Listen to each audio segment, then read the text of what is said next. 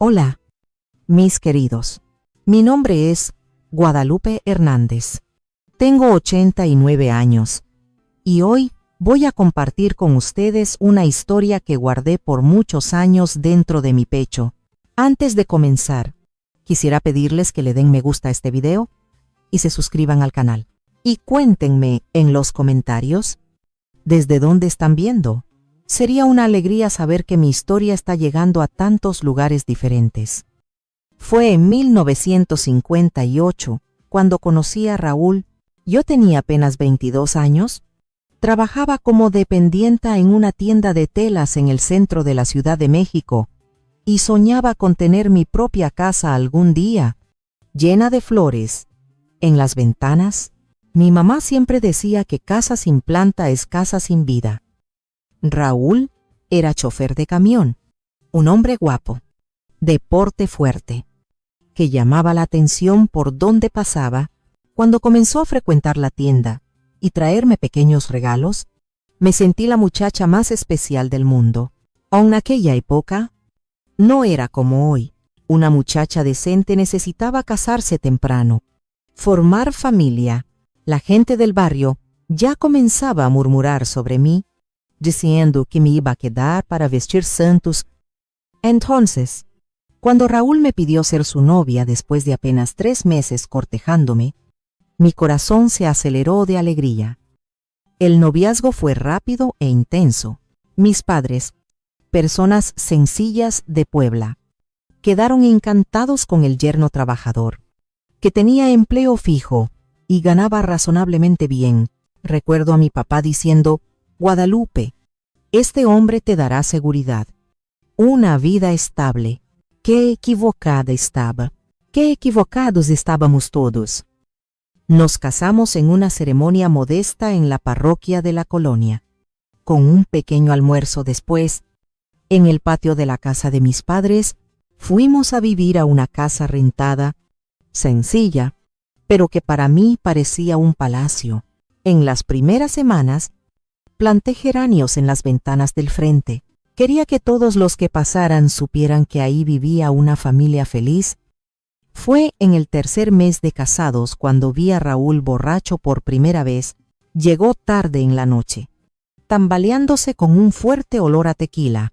Intenté ayudarlo a acostarse, pero apartó mis manos, gritando que no necesitaba ayuda. Aquella noche dormí acurrucada en la orilla de la cama. Con miedo de despertarlo, me dije a mí misma que era solo una mala noche, que todo hombre tiene derecho a celebrar con los amigos de vez en cuando. Pero las malas noches comenzaron a volverse más frecuentes, una vez por semana, después 2, hasta que casi todos los días Raúl llegaba embriagado. El dinero del mes comenzó a faltar antes del día de pago. Tuve que volver a trabajar en la tienda de telas, a escondidas de él, pues Raúl decía que mujer suya no necesitaba trabajar, que él era hombre suficiente para mantener la casa. En 1960 nació nuestro primer hijo, Carlos. Pensé que la llegada del bebé cambiaría a Raúl, que se volvería más responsable. Por algunas semanas, parecía que mi esperanza se estaba realizando. Llegaba a casa a la hora, jugaba con el bebé, hablaba de planes para el futuro, pero pronto el alcohol volvió a ser más importante que nosotros. La primera vez que levantó la mano contra mí fue cuando Carlos tenía apenas 6 meses. El bebé estaba con fiebre alta, lloraba sin parar. Raúl llegó borracho, gritando que no conseguía dormir con aquel escándalo. Cuando le expliqué que nuestro hijo estaba enfermo, tiró al suelo el plato de comida que le había guardado y me dio una bofetada que me hizo caer. No sabes cuidar de un bebé, ni para eso sirves. Pasé toda la noche con Carlos en brazos, en la mecedora, con un trapo frío en mi mejilla hinchada y lágrimas silenciosas. A la mañana siguiente, Raúl actuó como si nada hubiera pasado. No pidió disculpas, no mencionó el incidente, y yo, por vergüenza y miedo, también quedé en silencio. En 1962 nació nuestra hija, María. El embarazo fue difícil, con Raúl cada vez más violento, y el alcohol consumiendo todo nuestro dinero. Recuerdo esconder monedas dentro de una maceta rota en el patio para poder comprar leche y pañales para Carlos. Mi mamá ya había fallecido. Mi papá se había mudado a casa de mi hermana en Querétaro. Estaba prácticamente sola. Las agresiones se volvieron más frecuentes y más violentas después del nacimiento de María. Raúl había perdido el empleo de chofer por presentarse borracho al trabajo. Comenzó a hacer chombos, manejando camiones de entrega, pero el dinero era cada vez más escaso. Una vecina, doña Consuelo, comenzó a notar los moretones en mis brazos, el labio cortado que intentaba disimular. Fue ella quien me ayudó a conseguir trabajo como señora de la limpieza en algunas casas de la colonia Polanco. Yo salía muy temprano, dejaba a los niños con doña Consuelo y volvía antes de que Raúl llegara a casa. Con el dinero que ganaba, conseguía mantener a los niños alimentados y esconder un poco para emergencias. Mis plantas, mis queridos geranios, siempre fueron mi refugio. Mientras regaba cada maceta, imaginaba que estaba lavando mis propias heridas, dando fuerza para que nueva vida brotara dentro de mí. La situación empeoró drásticamente cuando María cumplió 4 años y Carlos 6. En una noche de tormenta, Raúl llegó a casa empapado y más borracho que nunca. Había perdido todo el dinero de la semana jugando cartas en una cantina. Cuando vio que había preparado solo sopa de verduras para la cena, porque era todo lo que teníamos, explotó en furia, rompió los platos, volteó la mesa y comenzó a golpearme con tanta fuerza que pensé que iba a morir allí mismo. Carlos, mi pequeño y valiente niño, intentó defender a su madre, saltó sobre la espalda de su padre, gritando para que parara. Raúl lanzó al niño contra la pared con tanta fuerza que se desmayó. Aquel momento cambió algo fundamental dentro de mí. El miedo continuaba ahí, pero ahora había algo más fuerte: el instinto de proteger a mis hijos a cualquier costo. Con Carlos inconsciente y María llorando escondida debajo de la cama, Raúl finalmente cayó en el sofá, vencido por el cansancio y el alcohol. Cuidé de mi hijo como pude, agradeciendo a Dios cuando finalmente abrió los ojos.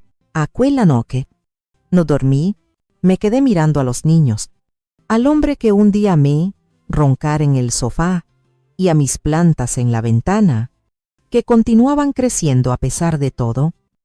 A la mañana siguiente, después de que Raúl salió, todavía aturdido por la resaca, tomé a los niños y fui a casa de doña Consuelo. Lloré como nunca había llorado antes, contando todo lo que sucedía entre nuestras paredes. Fue ella quien sostuvo mis manos temblorosas y dijo: Guadalupe, si no sales ahora, un día él va a matarte a ti o a los niños, y tus plantas se quedarán sin nadie que las cuide. Aquella frase, por más simple que parezca, fue como un rayo de claridad en medio de la tormenta que era mi vida. Me di cuenta que, así como yo luchaba para mantener mis plantas vivas, necesitaba luchar por mi propia vida y por la de mis hijos. Pero ¿cómo salir? ¿A dónde ir? No tenía dinero suficiente. No tenía familia cercana que pudiera acogerme. Las cosas alcanzaron el punto más oscuro 2 semanas después de aquella noche. Volví más temprano del trabajo porque me sentía febril. La casa estaba silenciosa, extrañamente silenciosa. Para un lugar donde había 2 niños, encontré a Carlos sentado en la escalera del frente, con los ojos desorbitados de pavor. Cuando pregunté dónde estaba su hermana, él apenas señaló hacia dentro de la casa. Entré corriendo y escuché el llanto ahogado de María viniendo de nuestro cuarto.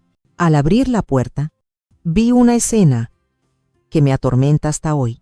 Raúl estaba sentado en la orilla de la cama, sujetando a María por los brazos, intentando quitarle el vestido. Mi hija lloraba desesperadamente, implorando: «No, papá, no». En aquel instante, algo dentro de mí se rompió y se rehizo al mismo tiempo. Tomé el jarrón de cerámica pesado que estaba en el pasillo y, sin pensarlo dos veces, golpeé la cabeza de Raúl con toda la fuerza que pude reunir. Él cayó hacia un lado, aturdido, mientras yo jalaba a María hacia mis brazos, gritando a Carlos que tomara el atado de ropa que mantenía escondido para emergencias. Salimos corriendo de aquella casa con apenas la ropa que llevábamos puesta y aquel pequeño atado.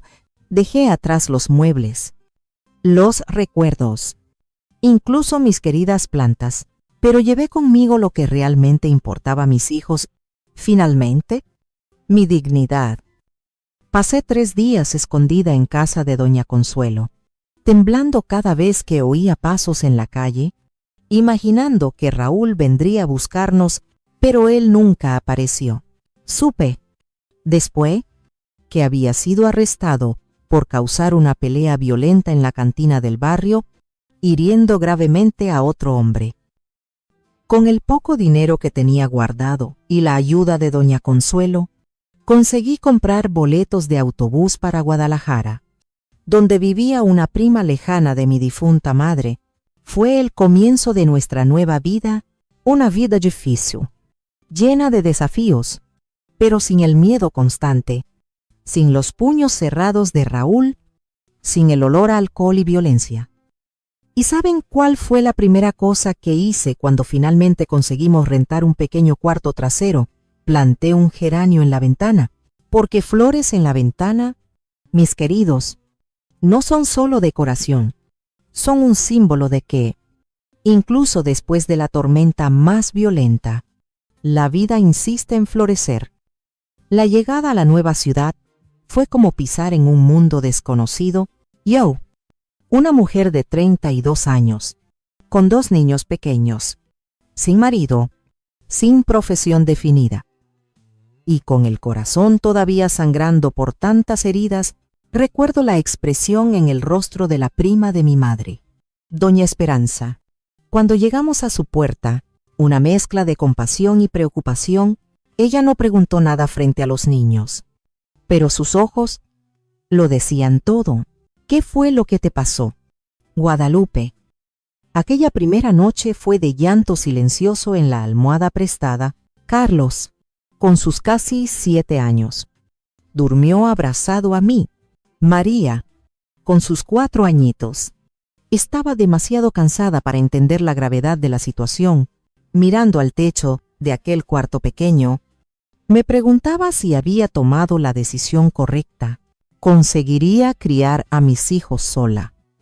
Raúl nos encontraría, pero entonces recordaba aquella escena terrible con María y sabía que no había otro camino. Doña Esperanza nos acogió por 2 semanas, tiempo suficiente para que encontrara trabajo como empleada doméstica en la casa de una familia rica del centro. El acuerdo era que podría llevar a María conmigo siempre que se quedara calladita mientras yo trabajaba. Carlos, ya mayor, comenzó a frecuentar la escuela local.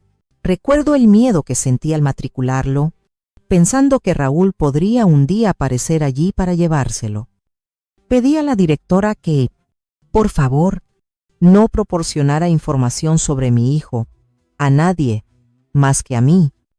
En 1966, conseguí juntar dinero suficiente para rentar un pequeño cuarto en los fondos de una casa en el barrio obrero. Era minúsculo, con apenas una habitación, una cocina improvisada y un baño externo que compartíamos con otra familia. Pero era nuestro, finalmente. Un lugar donde podíamos llamar hogar sin miedo. En la ventana de aquel cuartito, planté no solo uno, sino 2 geranios, uno rojo y uno rosa. Cada flor que se abría era como una pequeña victoria. El trabajo era agotador. Me despertaba a las 5 de la mañana. Preparaba un café sencillo para los niños. Dejaba a María conmigo e iba Carlos solo para una escuela. El niño maduró demasiado rápido, asumiendo responsabilidades que no debería tener a aquella edad. A veces, cuando llegaba del trabajo, lo encontraba cuidando de la casa, habiendo barrido el piso o lavado los pocos platos que teníamos. Aquello partía mi corazón. «Mamá, ¿cuándo nos va a encontrar papá?», preguntó Carlos una noche. Mientras cenábamos un simple arroz con huevo, aquella pregunta me tomó desprevenida. Los niños nunca mencionaban a Raúl, como si hubiéramos hecho un acuerdo silencioso de no hablar sobre el pasado. Respiré profundo antes de responder. «Hijo, tu papá está en otro camino ahora. Nosotros estamos construyendo nuestra vida aquí. Los tres juntos, es mejor así». Carlos asintió, con una madurez que me asustaba. «Lo sé, mamá, me acuerdo de las cosas.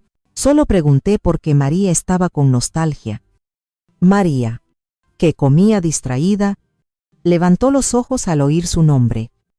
«Yo no tengo nostalgia de papá, tengo miedo de él». Aquella frase, dicha con tanta simplicidad infantil, confirmó que había tomado la decisión correcta, por más difícil que fuera.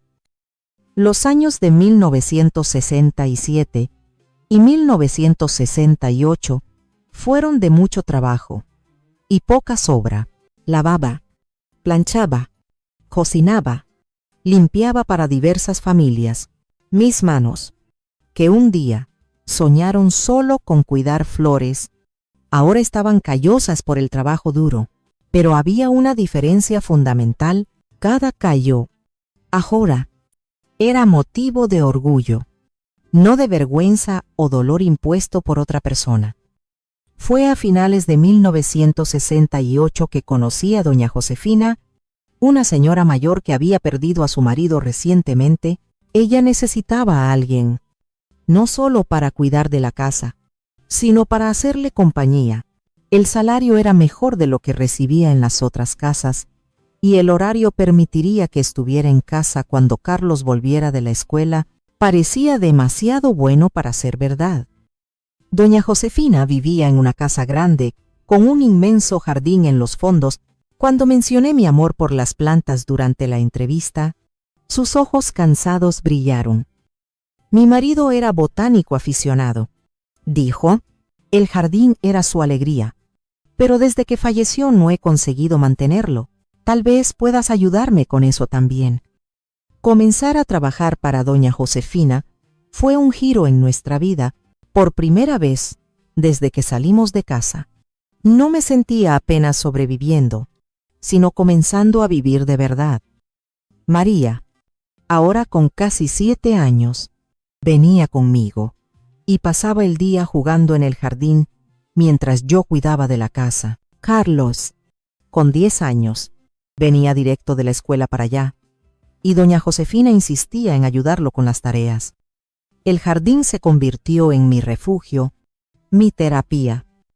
Cada planta que conseguía recuperar, cada flor que volvía a abrirse bajo mis cuidados, era como si una parte de mí también estuviera siendo curada. Doña Josefina notó mi habilidad natural y comenzó a enseñarme sobre las diferentes especies, los cuidados específicos que cada una necesitaba, el mejor momento para podar o abonar. «Tienes el don, Guadalupe», me decía. «Tus manos traen vida de vuelta a las plantas que todos darían por perdidas». En 1969, cuando Carlos estaba con 11 años y María con 9, doña Josefina enfermó gravemente. Era un cáncer avanzado, sin posibilidad de cura. Durante sus últimos meses, cuidé de ella como si fuera mi propia madre. A veces, sentada al borde de su cama, ella sujetaba mis manos y decía: «Raúl no te merecía. Guadalupe, eres como las violetas del jardín, aparentemente frágil, pero de una fuerza y resistencia que sorprende a todos. En sus últimos días, doña Josefina llamó a un abogado.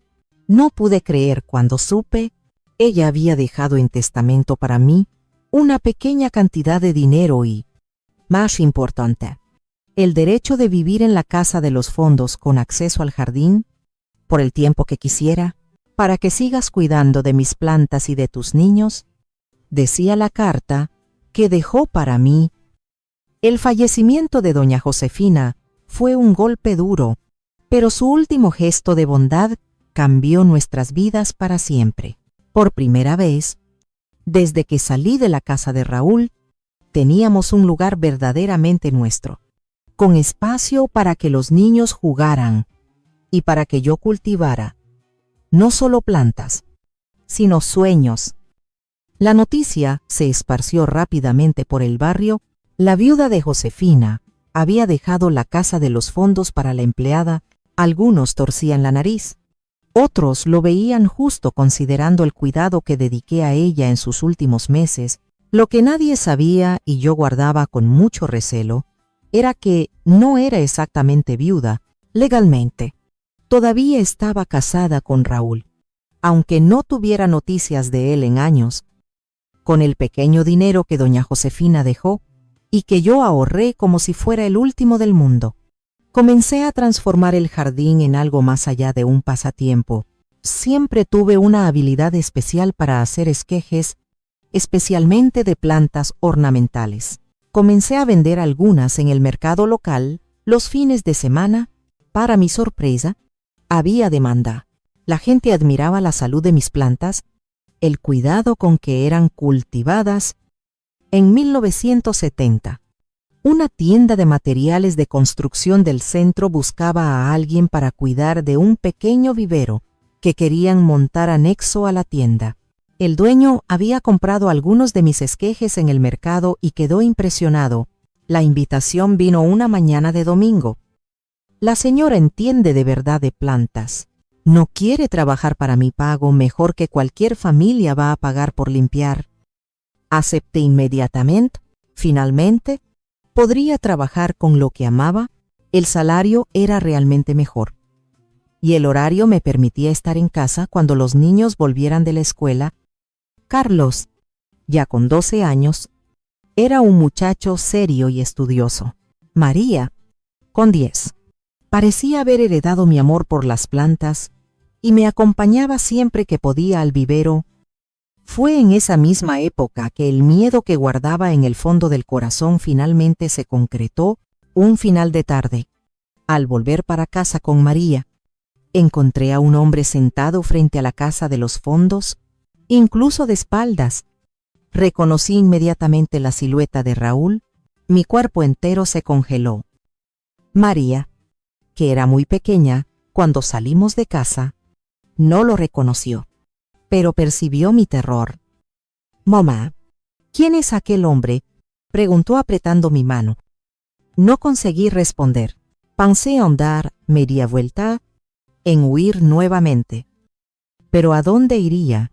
Había construido una vida allí. Los niños estaban establecidos. Tenían amigos. Escuela. No podía simplemente arrancar todo de raíz nuevamente. Raúl se volvió al escuchar la voz de María.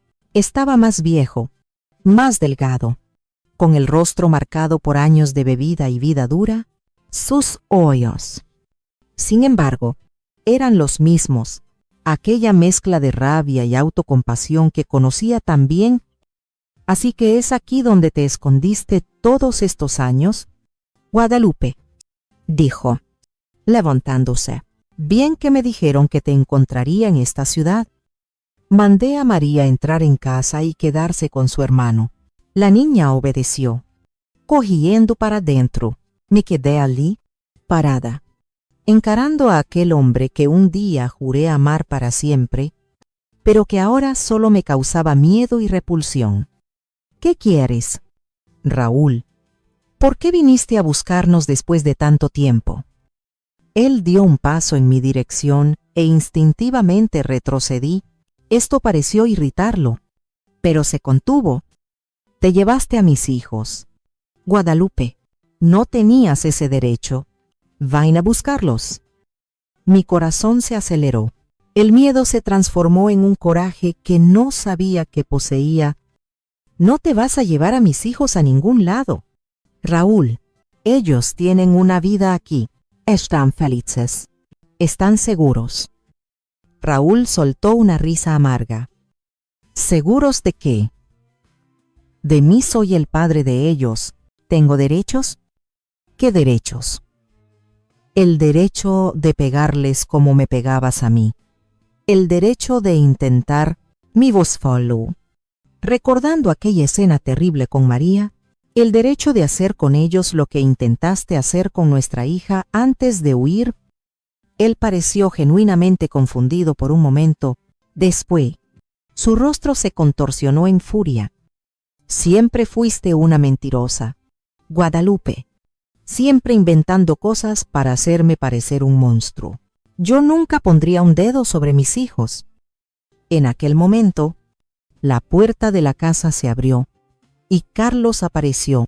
Estaba más alto de lo que Raúl probablemente recordaba, con una mirada determinada que me partió el corazón.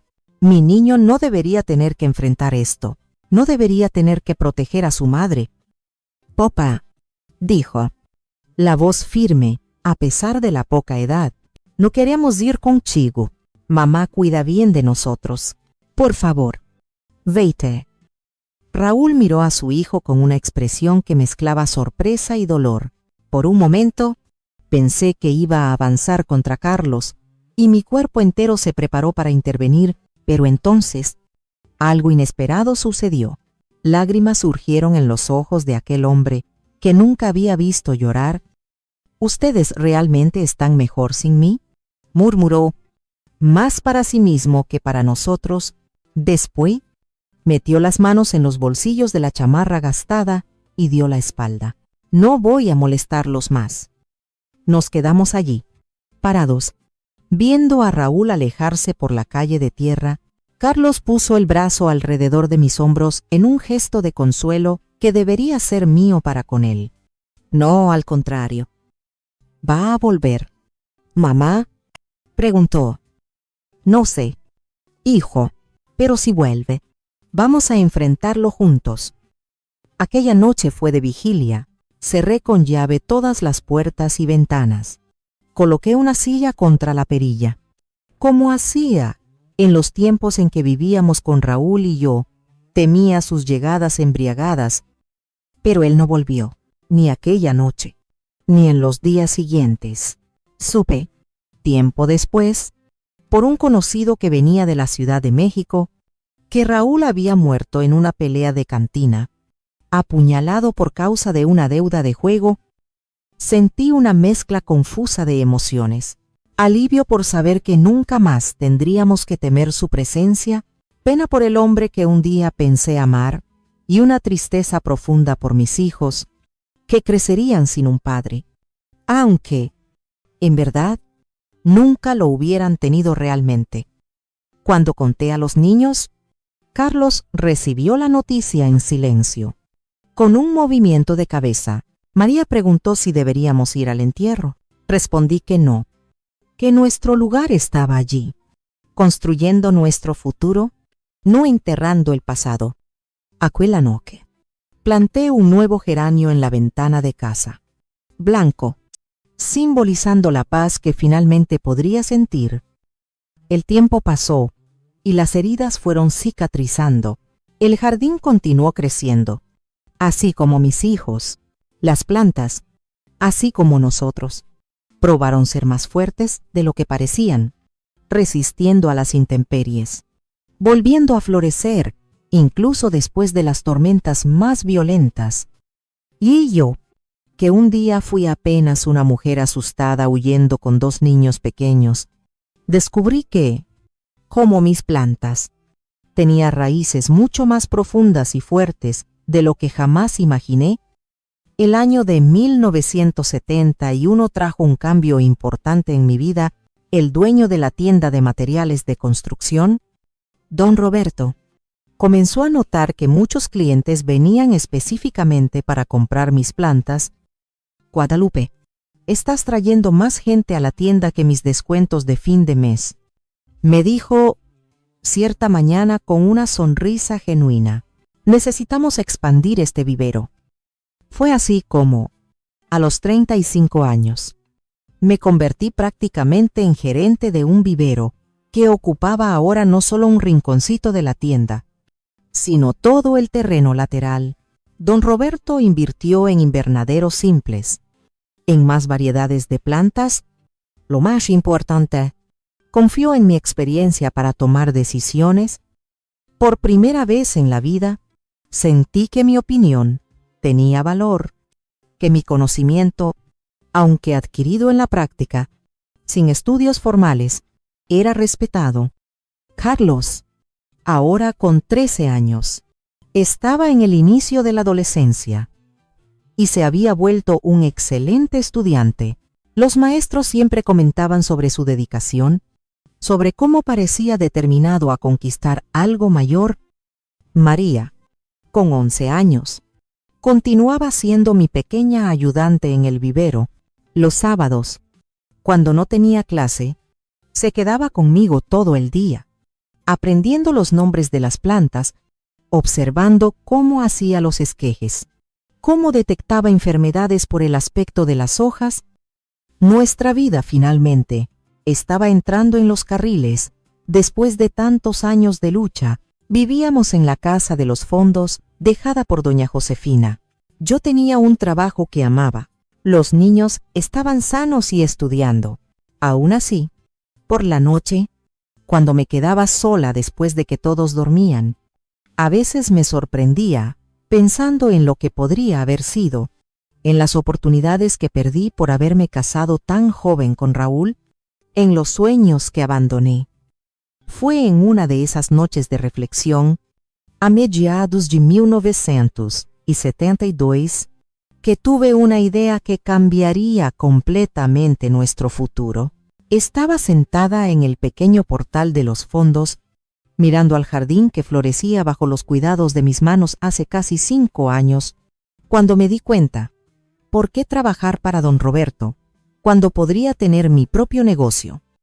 El pensamiento me asustó inicialmente. Yo, una mujer sola, sin estudios, sin capital, sin marido en aquella época, eso importaba mucho más que hoy. Mis queridos, abrir un negocio propio parecía locura, pero la semilla estaba plantada en mi mente y, como solía suceder con las semillas que plantaba en el jardín, comenzó a germinar. ¿Cómo se hace cuentas? A investigar precios, a conversar con los clientes sobre lo que les gustaría encontrar en un vivero independiente durante casi un año. Ahorré cada centavo posible de mi salario. Carlos, percibiendo mis planes, comenzó a trabajar como repartidor de periódicos en las mañanas de domingo para ayudar. María contribuía a su manera, cosiendo pequeñas bolsitas de tela decoradas que podríamos usar para empacar los esquejes más pequeños como regalo. Una idea suya que se mostró brillante más tarde. En 1973, finalmente, reuní coraje para conversar con don Roberto. Temblaba de pies a cabeza al entrar en su oficina, segura de que se enojaría por mi traición. Para mi sorpresa, él no solo entendió, sino que me ofreció ayuda. Guadalupe, yo sabía que este día llegaría. Tienes demasiado talento para quedarte siempre como empleada de alguien. Mira, tengo un terreno pequeño en la entrada de la ciudad que no estoy usando.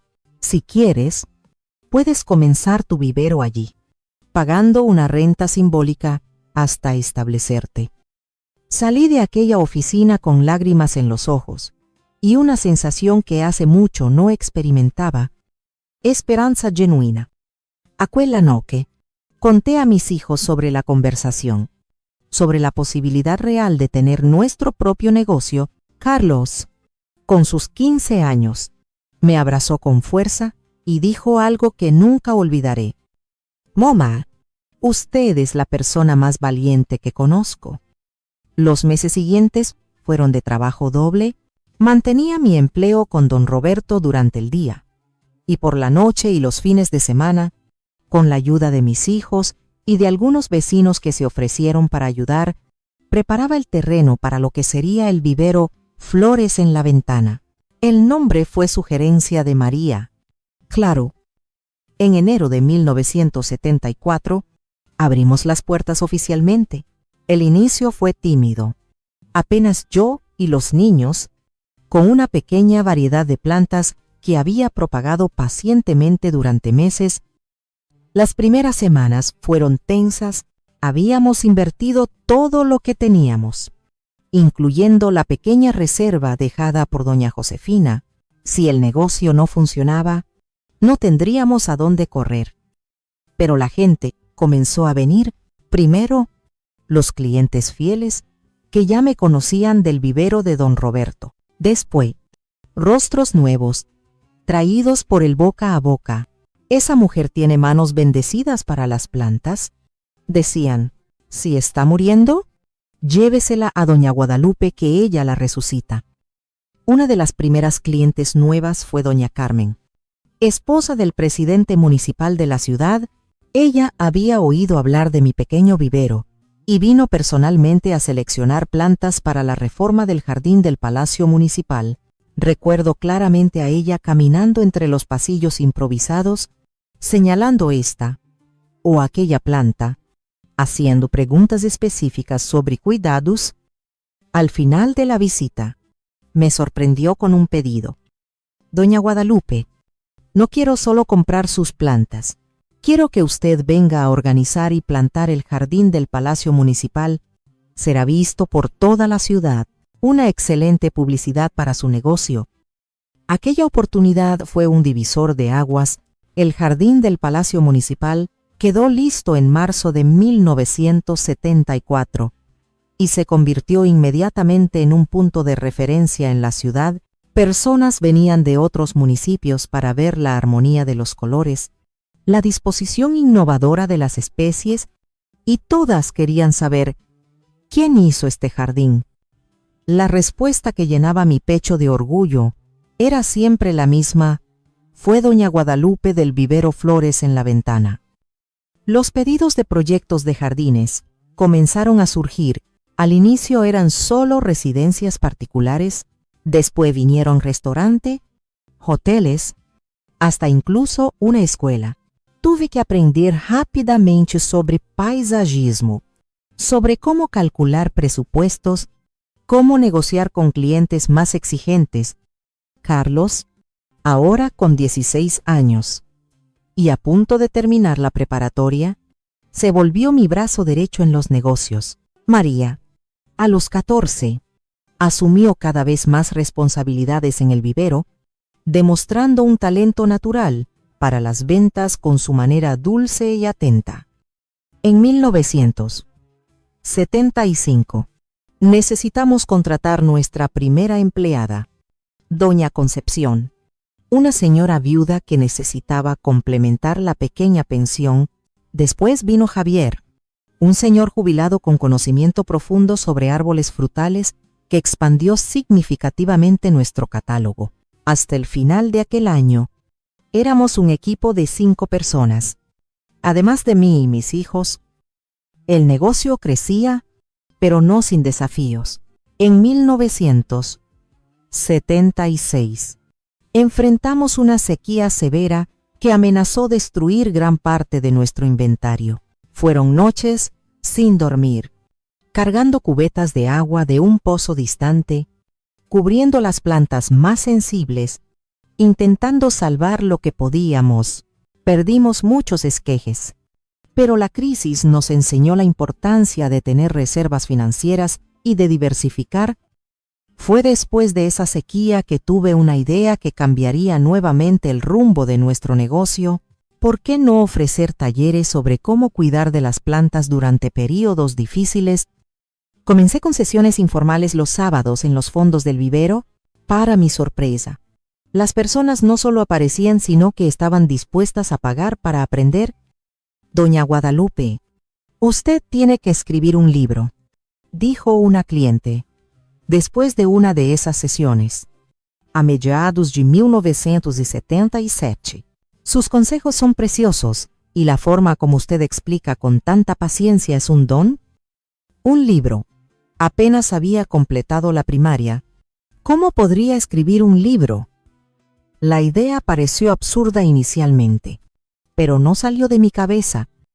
Comencé a anotar mis consejos, mis métodos. Las preguntas más frecuentes de los clientes.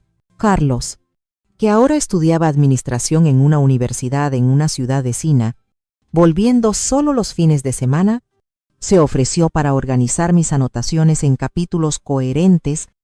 En enero de 1978, nuestro pequeño manual, Flores en la ventana, consejos para cultivar belleza en cualquier espacio, estaba listo. Hicimos una impresión modesta, apenas 100 copias, en una imprenta local. Vendimos todas en menos de un mes. Hicimos 200 más, que también se agotaron rápidamente. El librito simple, con ilustraciones hechas por María, que reveló un talento sorprendente para el dibujo, se convirtió en un artículo buscado no solo en nuestra ciudad, sino en las vecinas también. Fue a través del libro que recibí, a mediados de 1978, la invitación que jamás imaginé: participar en un programa de radio regional para hablar sobre jardinería. Recuerdo el pánico que sentí al entrar al estudio, de las piernas temblorosas, de la boca seca. Yo, que apenas conseguía hablar en público años atrás, ahora estaría dirigiéndome a miles de oyentes. Pero cuando comencé a hablar sobre lo que amaba, sobre las plantas, sobre cómo podían transformar ambientes y vidas, así como transformaron la mía, las palabras fluyeron naturalmente. El programa, que debería durar apenas 30 minutos, se extendió por casi una hora con personas llamando para hacer preguntas. Al final, el director de la radio me ofreció un espacio semanal, La Hora del Jardín con Doña Guadalupe. El programa de radio elevó nuestro pequeño vivero a un nuevo nivel. Personas venían de ciudades cada vez más distantes para conocer el local, para conocerme personalmente, para comprar el famoso librito de consejos. En 1979, tuvimos que mudarnos a un terreno mayor, todavía en la entrada de la ciudad, pero con espacio para expandir significativamente nuestra operación. Carlos se graduó en administración ese mismo año y, contra todas las expectativas de sus profesores, que decían que debería buscar empleo en empresas más grandes, en capitales, decidió volver definitivamente a casa y asumir la gestión financiera del negocio familiar. María, que había terminado la preparatoria, oscilaba entre seguir a la universidad o dedicarse integralmente al vivero. «Mamá», me dijo una tarde de domingo, mientras tomábamos café en el portal, «creo que quiero estudiar botánica. Quiero entender científicamente lo que usted aprendió en la práctica todos estos años. Imagina cómo podríamos expandir el vivero con ese conocimiento combinado». Miré a mi guía, ahora una joven mujer de 19 años, con los mismos ojos soñadores que yo tenía a su edad, pero con oportunidades que yo jamás tuve. Sentí un nudo en la garganta al responder. A ella, nada me haría más feliz que verte seguir tu corazón. Si es la botánica la que te llama, entonces ese es el camino.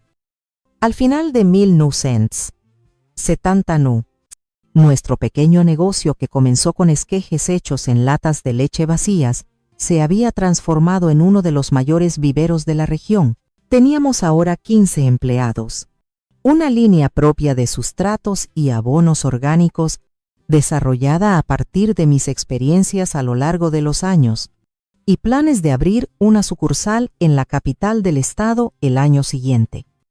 La muchacha que un día plantó geranios en la ventana de una casa donde reinaba el miedo, Ahora era conocida como la dama de las flores de la región. Las cicatrices de los tiempos con Raúl todavía estaban allí, invisibles a los ojos de los demás, pero siempre presentes en mi memoria.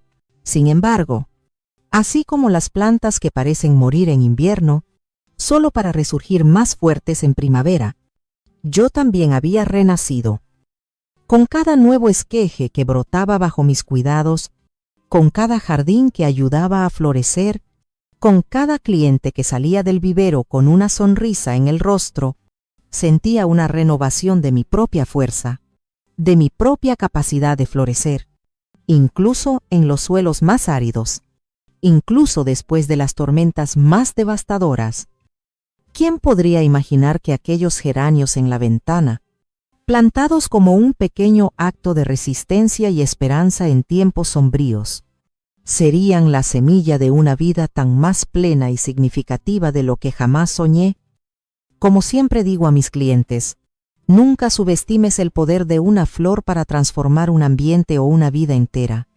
Flores en la ventana. Tema 4. Los frutos de la perseverancia. La década de 1980 llegó trayendo vientos de cambio para México y para nuestra familia. El país vivía los últimos años del dominio del PRI, la economía oscilaba con la inflación galopante, pero, curiosamente, nuestro negocio continuaba prosperando. Parece que las personas, en tiempos difíciles, buscaban aún más la belleza y el confort que las plantas podían ofrecer en sus hogares. En 1980, Carlos, con 22 años, y lleno de ideas modernas aprendidas en la universidad, me convenció de abrir nuestra primera sucursal.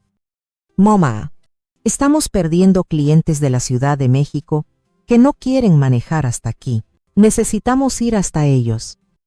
Al principio, me resistí. Expandir significaba correr riesgos. Contratar más gente. Dividir mi atención que ya estaba estirada al límite.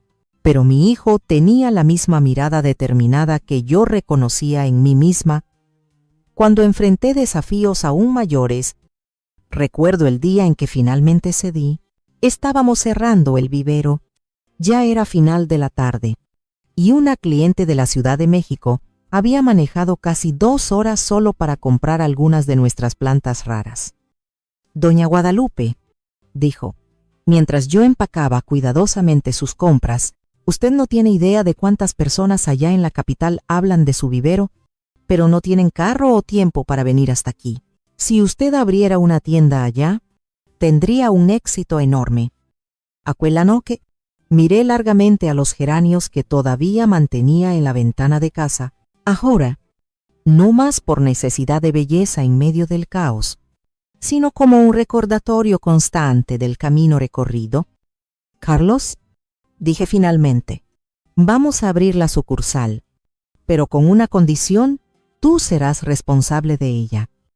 Mi hijo aceptó el desafío con un entusiasmo que me recordó a mí misma. Cuando abrí el primer vivero, pasamos los meses siguientes planeando cada detalle: ubicación, proveedores, empleados. María, que ahora cursaba botánica en la UNAM, venía los fines de semana para ayudar, trayendo conocimientos técnicos que complementaban mi experiencia práctica. En marzo de 1981, inauguramos el Flores en la Ventana Ciudad de México, en una zona residencial noble, pero no ostentosa. Queríamos mantener el espíritu acogedor que caracterizaba nuestro negocio. Carlos se mudó a un pequeño departamento cerca de la nueva tienda, y yo quedé dividida entre la nostalgia de tenerlo lejos y el orgullo de verlo alzando el vuelo con sus propias alas. Los primeros meses fueron desafiantes. La clientela de la capital tenía expectativas diferentes, y la competencia era más reñida. Carlos llamaba casi diariamente, pidiendo consejos, compartiendo frustraciones. Mamá, ellos quieren plantas que no mueran nunca y que no necesiten cuidados. Eso no existe. Hijo, respondí cierta vez, Explícales que las plantas son como relaciones, necesitan atención, cuidado y paciencia. Quien no está dispuesto a invertir eso, tal vez necesite comenzar con algo más simple, como un cactus. Este enfoque honesto, que siempre fue mi marca registrada en el trato con clientes, acabó convirtiéndose también en un diferencial en la capital. Poco a poco, se formó una clientela fiel que valoraba no solo la calidad de nuestras plantas, sino la orientación genuina que ofrecíamos. En 1982, recibí una llamada que cambiaría nuevamente el rumbo de nuestro negocio. Era de una editorial de la capital, interesada en transformar mi modesto librito de consejos en un libro de verdad, con distribución nacional. La propuesta me dejó sin palabras. Yo, que apenas había completado la primaria, autora de un libro que podría estar en las librerías de todo el país. Señora Guadalupe, dijo la editora al percibir mi silencio, su conocimiento es demasiado valioso para quedar restringido a su región. Personas de todo México podrían beneficiarse de su sabiduría con las plantas. Acepté la propuesta, más por insistencia de mis hijos que por creer realmente en el proyecto. Pasé los meses siguientes revisando el contenido, añadiendo nuevos consejos, mientras María proporcionaba ilustraciones más elaboradas. Carlos negoció los términos del contrato, garantizando que no fuera explotada en mi ingenuidad editorial. Flores en la ventana. La guía completa para cultivar belleza en cualquier espacio. Fue lanzado en noviembre de 1982, llegando a las librerías poco antes de Navidad. Para mi completa sorpresa, se convirtió rápidamente en un éxito de ventas. Recibí invitaciones para participar en programas de televisión locales, después regional. El auge fue cuando, en febrero de 1983, fui invitada para un programa femenino de alcance nacional. Recuerdo el pánico que sentí entre bastidores, desde el temblor en las manos, mientras la maquilladora intentaba disimular las marcas que la vida dura había dejado en mi rostro. ¿Cómo una mujer simple como yo puede tener algo relevante que decir para todo el país?, me pregunté.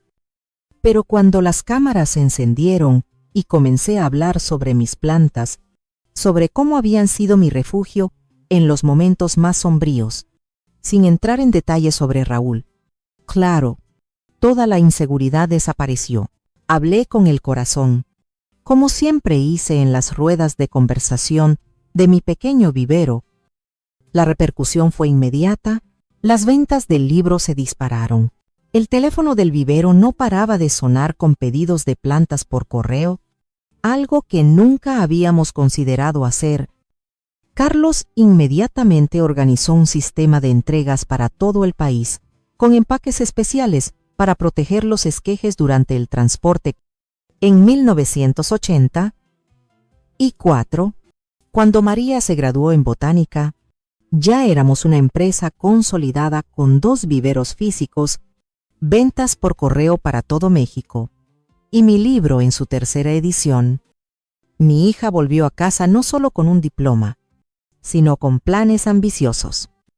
«Mamá», me dijo, en su primera semana de vuelta, «quiero crear un espacio de investigación dentro del vivero. Podemos desarrollar técnicas de cultivo más sustentables, trabajar con especies nativas amenazadas de extinción, crear programas educativos para escuelas». El brillo en los ojos de María me recordó el mío propio. Décadas atrás, cuando soñaba con un pequeño rincón de belleza en medio del dolor, ¿cómo podría negarle la oportunidad de expandir aún más aquel sueño?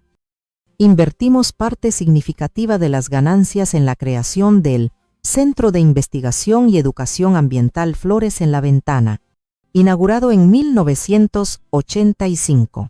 María asumió su dirección, trayendo jóvenes botánicos, biólogos y ambientalistas para componer su equipo. El centro rápidamente se convirtió en referencia en la región desarrollando proyectos de recuperación de áreas degradadas y programas de educación ambiental que llevaban a niños de escuelas públicas para aprender sobre la importancia de las plantas. En 1986, nuestra empresa familiar dio un paso más importante. Abrimos el primer Café Flores en la Ventana, un espacio dentro del vivero original donde los clientes podían disfrutar de tés de hierbas cultivadas por nosotros, pasteles caseros y, claro, estar rodeados por plantas exuberantes.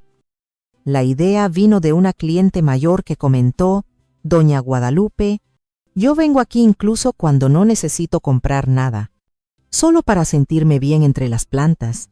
Si tuviera un lugarcito para sentarme y tomar un té, me quedaría todo el día. El café fue un éxito instantáneo, creando un nuevo flujo de ingresos y atrayendo a un público que inicialmente venía solo por el ambiente, pero acababa saliendo con una planta bajo el brazo. Carlos, siempre atento a las oportunidades de negocio, pronto implementó el mismo concepto en la sucursal de la capital, con igual éxito. En 1987, a los 51 años, recibí una llamada que jamás esperaba. Una universidad federal quería invitarme a dar una conferencia sobre emprendimiento femenino. Me reí al colgar el teléfono. Emprendimiento. Ni siquiera conozco esa palabra. Solo hice lo que necesitaba hacer para mantener a mis hijos. María, que estaba conmigo cuando recibí la invitación, tomó mis manos entre las suyas. Mamá, usted no se da cuenta, es exactamente por eso que su historia es tan poderosa. Usted no tenía un plan de negocios, no tenía inversionistas, no tenía formación, tenía apenas la necesidad de sobrevivir y el amor por las plantas, y mire dónde llegamos. Acepté la invitación, temblando por dentro, pero determinada a no desperdiciar la oportunidad de tal vez inspirar a otras mujeres, como yo un día, estuvieran en situaciones difíciles sin ver una salida. El auditorio estaba lleno aquella tarde de mayo. Estudiantes, profesores, empresarios locales, todos querían oír la historia de la Dama de las Flores. Como los periódicos ahora me llamaban, subí al escenario con las piernas temblorosas, pero cuando comencé a hablar, fue como si estuviera apenas conversando en mi jardín. Conté sobre los geranios en la ventana, sobre cómo las plantas habían sido mi refugio y después mi salvación. Hablé sobre comenzar de cero, sobre el miedo constante de fracasar y dejar a mis hijos pasando necesidad. No entré en detalles sobre Raúl o los abusos, pero dejé claro que salí de un matrimonio destructivo con 2 niños pequeños y ningún apoyo. El secreto no es no tener miedo, dije al final para una audiencia en absoluto silencio. Es actuar incluso con miedo. Es plantar una semilla hoy sin garantía de que brotará mañana, pero con la esperanza de que, si haces tu parte, la naturaleza hará la suya. La ovación que recibí al final me dejó en lágrimas. Jóvenes mujeres vinieron a abrazarme, algunas llorando, otras compartiendo sus propias historias de lucha. Profesores querían invitarme para otras conferencias. Empresarios ofrecían alianzas. Fui abrumador y al mismo tiempo, profundamente gratificante. Aquella conferencia abrió puertas que jamás imaginé. En los años siguientes, viajé por varias ciudades mexicanas, compartiendo mi historia, siempre con el mismo mensaje central.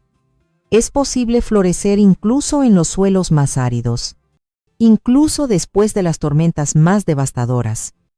En 1988, cuando se hicieron cambios importantes en la ley para proteger los derechos de las mujeres, fui invitada a un programa especial en la televisión para discutir cómo los cambios en la ley podrían ayudar a mujeres en situaciones de violencia doméstica.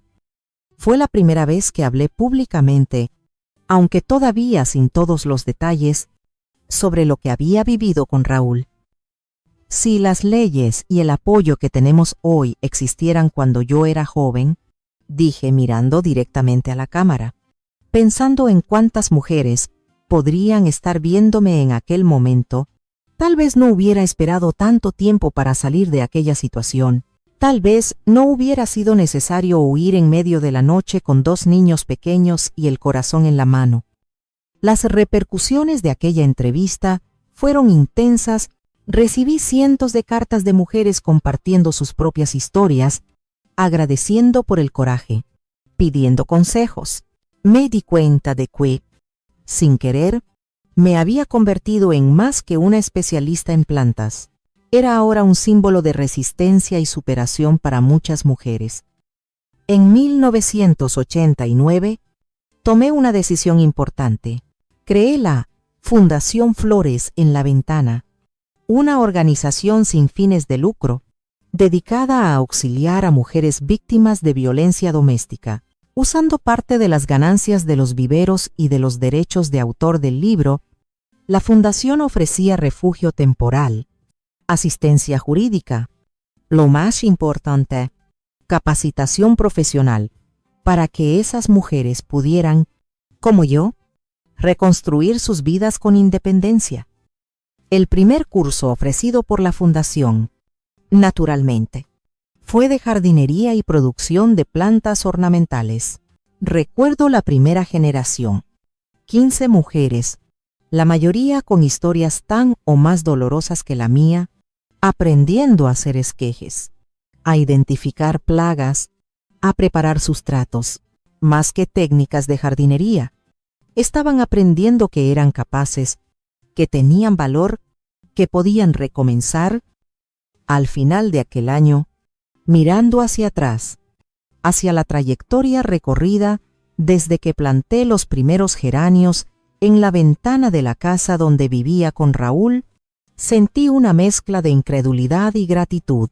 La muchacha asustada que un día fui jamás podría imaginar que aquel pequeño acto de resistencia, cultivar belleza en medio del caos, sería la semilla de una vida tan plena y significativa.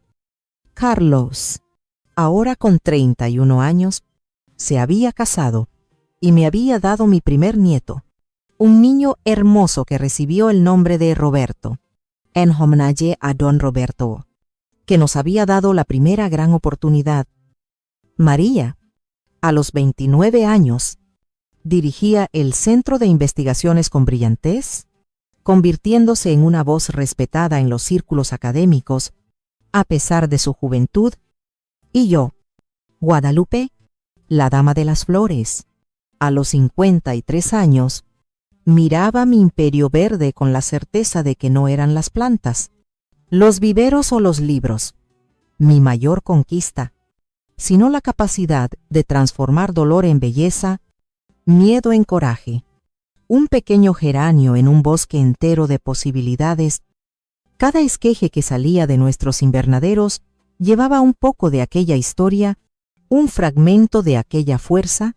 Cada mujer que pasaba por la fundación llevaba consigo no solo un nuevo oficio, sino la certeza de que, así como las plantas, después del invierno más riguroso, ella también podía renacer y florecer nuevamente. Las raíces de la planta, siempre digo en mis conferencias, son invisibles a los ojos, pero son ellas las que garantizan la fuerza para enfrentar las tormentas. De la misma forma, nuestra fuerza interior muchas veces permanece oculta hasta que las circunstancias nos obligan a revelarla. Cerrando aquella década, que comenzó con un pequeño vivero y terminó con una empresa consolidada, 2 libros publicados, una fundación en pleno funcionamiento, sobre todo, una familia unida y sana. No podía dejar de pensar, ¿cuántas mujeres en este exacto momento están cultivando pequeños geranios en sus ventanas, buscando belleza en medio del dolor, sin saber que aquella sencilla planta puede ser la semilla de su propia liberación? Para todas ellas, yo quería decir, resistan, persistan, florezcan. El suelo puede parecer árido ahora. La tormenta puede parecer interminable. Pero recuerden siempre, incluso la planta más frágil tiene dentro de sí el poder de romper concreto, de encontrar luz en las grietas más improbables, de transformar ambientes enteros con su simple presencia. Los años 1990 llegaron con cambios significativos, no solo para México, sino para mí también.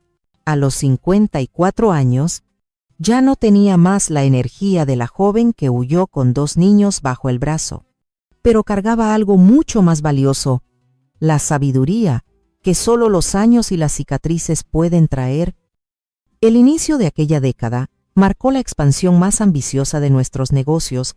Carlos, siempre visionario, propuso crear una red de franquicias Flores en la Ventana por todo el país. Al principio, me resistí a la idea. ¿Cómo garantizaríamos la calidad, la atención personal que siempre fue nuestra marca registrada? Mamá, me dijo durante uno de nuestros almuerzos de domingo en familia, si no expandimos de esta forma, otros copiarán nuestro modelo y lo harán sin el cuidado, sin el alma que ponemos en todo. Es mejor crecer con nuestros valores que dejar que otros se apropien de lo que construimos. Había sabiduría en las palabras de mi hijo. En 1991, inauguramos la primera franquicia en una ciudad vecina a la capital, con un modelo cuidadosamente desarrollado por nosotros.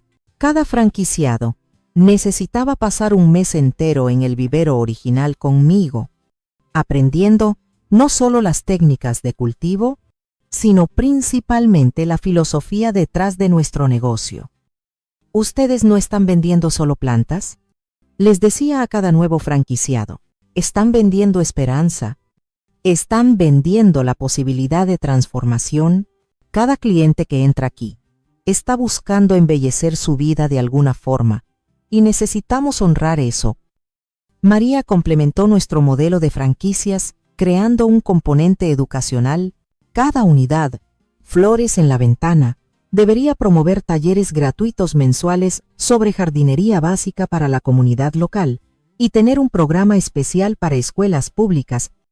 Los niños que plantan hoy serán los adultos que respetarán la naturaleza mañana, decía ella, con una convicción que me llenaba de orgullo. En 1993, ya teníamos 8 franquicias esparcidas por 3 estados mexicanos, y recibimos una propuesta que me dejó sin aliento. Una gran editorial internacional quería traducir mi libro a 5 idiomas diferentes. Mi conocimiento simple, práctico, adquirido en la lucha por la supervivencia, ahora traspasaría fronteras que jamás soñé atravesar. Fue también en ese año que recibí un diagnóstico que cambiaría mis planes: artritis reumatoide, las manos que por décadas moldearon la tierra, que hicieron esquejes, que acariciaron hojas, comenzaban a deformarse y doler constantemente. El médico fue directo. Doña Guadalupe, usted necesitará reducir drásticamente el trabajo manual con las plantas. Volví a casa devastada aquel día. Mis plantas eran más que un trabajo. Eran mi terapia, mi conexión con la vida. ¿Cómo podría alejarme de ellas? Fue Carlos, mi hijo siempre práctico, quien sugirió una solución. Mamá, usted no necesita dejar de trabajar, solo necesita trabajar diferente. ¿Por qué no crea un programa de entrenamiento para nuestros empleados y franquiciados? Nadie conoce las plantas como usted. Así nació la Academia Flores en la Ventana, donde pasé a impartir cursos semanales para empleados, franquiciados y, eventualmente, para el público en general. Mi conocimiento práctico, adquirido a lo largo de décadas, finalmente ganaba una forma sistemática de ser pasado adelante. En 1995, cuando cumplí 59 años, María me dio la noticia que trajo un nuevo soplo de vida a mi existencia. Estaba embarazada, mi hija, siempre tan dedicada a la carrera, había postergado la maternidad, pero ahora sentía que era el momento correcto. El nacimiento de Mariana, mi nietecita, en enero de 1996, trajo una alegría que no sentía desde que mis propios hijos eran pequeños. La llegada de Mariana coincidió con un momento de expansión de la Fundación Flores en la Ventana, con recursos provenientes del crecimiento constante de los viveros y de las franquicias. Pudimos comprar un terreno más grande y construir un espacio adecuado para acoger a más mujeres víctimas de violencia. El nuevo centro, inaugurado en marzo de 1996, incluía dormitorios para 30 mujeres y sus hijos, salas para cursos de capacitación, una guardería y, claro, un gran jardín terapéutico. Aquel jardín se convirtió en mi refugio en los años siguientes. Con las manos cada vez más limitadas por la artritis, no podía más realizar el trabajo pesado, pero todavía conseguía orientar a las mujeres que llegaban a la fundación, enseñándoles a cultivar no solo plantas, sino autodeterminación y esperanza. Recuerdo particularmente a Luisa, que llegó a la fundación en 1997, con el rostro tan hinchado de golpes que apenas conseguíamos ver sus ojos. Tenía 3 hijos pequeños y ninguna perspectiva de futuro lejos del marido agresor.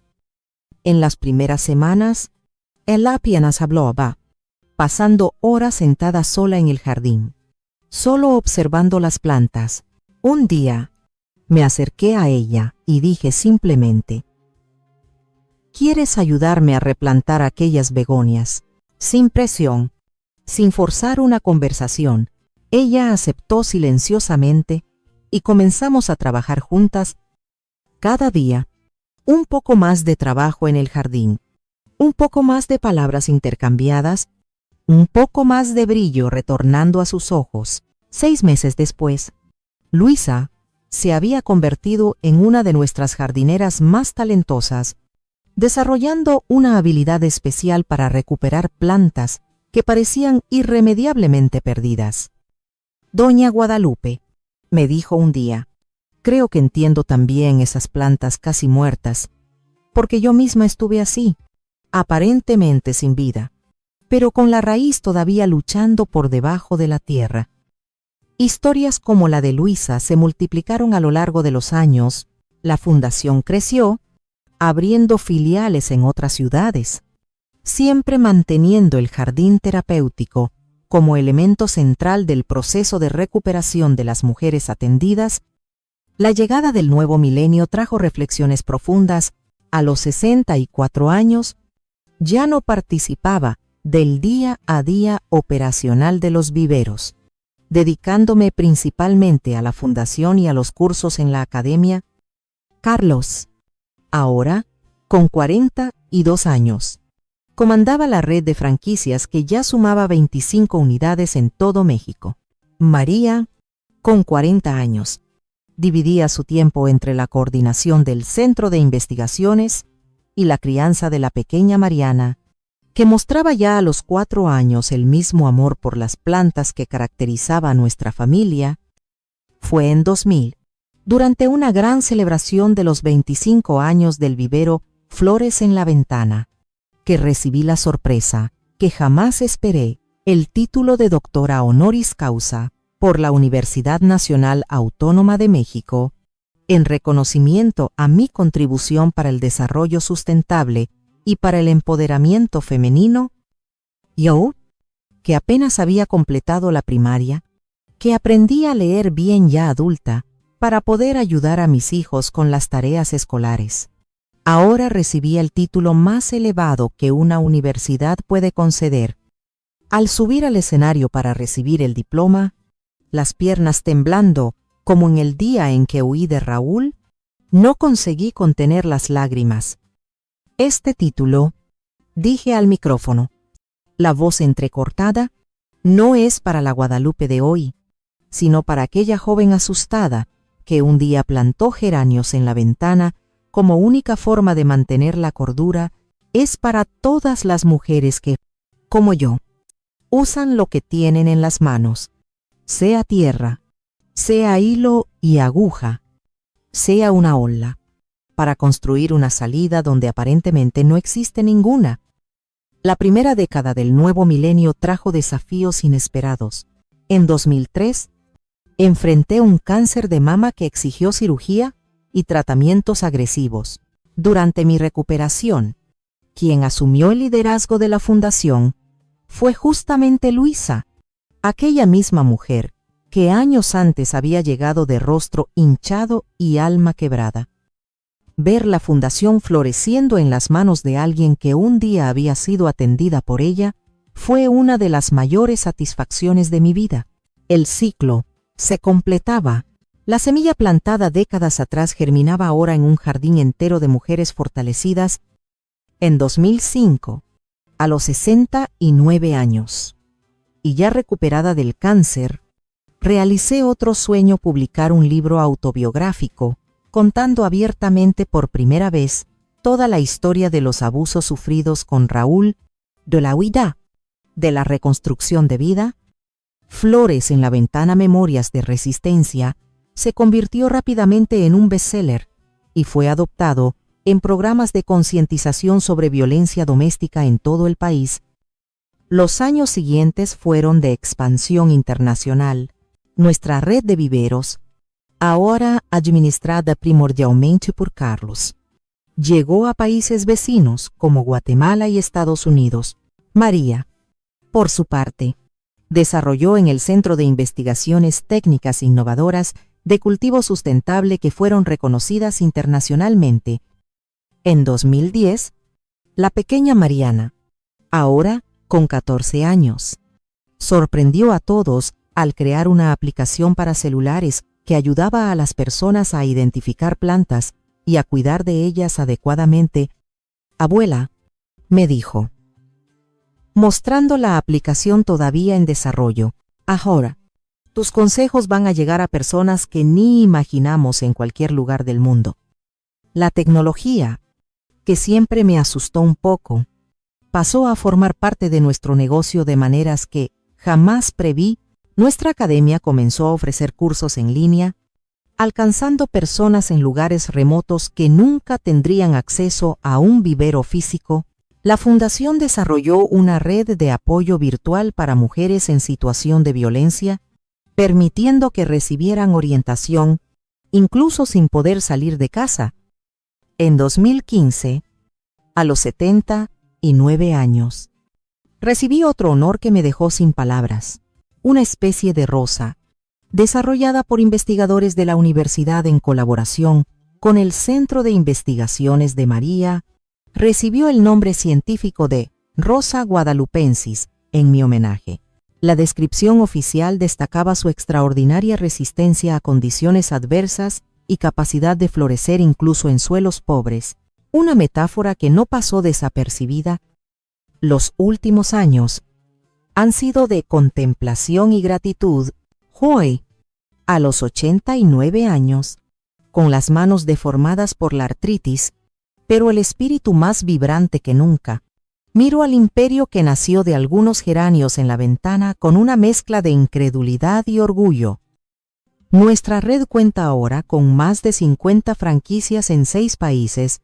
La fundación ha atendido a más de 2.000 mujeres a lo largo de su existencia, y nuestros libros y cursos en línea llegan a personas en todos los continentes. Carlos, ahora con 61 años, ya habla de pasar el bastón a su hija mayor. María, a los 59, divide la dirección del Centro de Investigaciones con jóvenes científicos brillantes que ella misma formó. Y Mariana, mi nieta querida, a los 27 años, lidera toda el área de tecnología e innovación del grupo. Cuando niños de las escuelas públicas visitan nuestro vivero original, ahora transformado en una especie de museo vivo, soy frecuentemente invitada para contar mi historia, sentada en mi silla de ruedas. Las piernas ya no son tan firmes como un día fueron. Observo el brillo en los ojos de aquellos niños y pienso, ¿cuántos de ellos están viviendo ahora sus propios infiernos particulares? ¿Cuántos necesitan oír que es posible sobrevivir, superar, florecer? La vida, les digo, es como un jardín. Habrá plagas, habrá sequías, habrá tormentas que parecerán arrancar todo de raíz, pero si mantienes, aunque sea una pequeña semilla protegida, si riegas esa semilla con determinación y esperanza, ella encontrará un camino para brotar nuevamente, para buscar la luz, para florecer contra todas las probabilidades. Mirando hacia atrás, hacia el largo camino desde aquella casa donde vivía con Raúl hasta este momento, sentada entre plantas exuberantes, rodeada por una familia amorosa y dejando un legado que jamás soñé posible, tengo certeza de una cosa. No fueron las circunstancias las que moldearon mi vida, sino las elecciones que hice frente a ellas. Elegí cultivar belleza en medio del caos. Elegí nutrir esperanza cuando todo parecía perdido. Elegí ver en las plantas no solo un medio de subsistencia, sino una filosofía de vida. Resistir, adaptarse, florecer incluso en las condiciones más adversas. Mi tiempo en este mundo ya se aproxima al fin. Las manos que un día moldearon la tierra ahora apenas consiguen sostener una taza de té. Los ojos que identificaban una planta enferma al menor signo ya no ven con la misma claridad, pero el corazón, el corazón continúa tan vibrante como el de aquella joven de 22 años que plantó los primeros geranios en la ventana. Y cuando me vaya, no quiero lágrimas o tristeza. Quiero que planten flores, muchas flores. Quiero que cada persona que haya sido tocada de alguna forma por mi historia, por nuestros viveros, por nuestros libros, por nuestra fundación, plante algo, aunque sea un pequeño macetero en la ventana del apartamento, porque plantar, mis queridos, es un acto de fe en el futuro. Es creer que habrá un mañana para ver aquella semilla brotar. Es confiar que, incluso cuando partamos, algo de nosotros continuará creciendo, floreciendo, dando frutos y nuevas semillas. Como siempre digo en las conferencias que todavía consigo dar, no importa cuán árido sea el suelo de tu vida ahora, no importa cuán violenta sea la tormenta que enfrentas, planta tus flores, cultiva tu esperanza, riega tu determinación y observa el milagro de, un día, mirar hacia atrás y ver que de aquella pequeña semilla brotó un bosque entero. Esta es mi historia, una historia que prueba que, como las plantas después del invierno más riguroso, todos nosotros tenemos la capacidad de renacer, de regenerarnos, de florecer nuevamente. Y si mi historia sirve de inspiración para que apenas una mujer encuentre coraje para salir de una situación de abuso, para que apenas una persona plante su primera semilla, para que apenas un corazón encuentre esperanza en medio del dolor, entonces, cada lágrima derramada, cada noche, en vela, cada callo en las manos habrá valido la pena. ¿Por qué? Al final de cuentas, lo que plantamos es lo que cosechamos. Y yo planté amor, resistencia y esperanza. La cosecha, como pueden ver, fue mucho más abundante de lo que jamás imaginé. Si les gustó esta historia emocionante, por favor, den me gusta al video y suscríbanse al canal. Un beso de la abuela. Hasta el próximo video.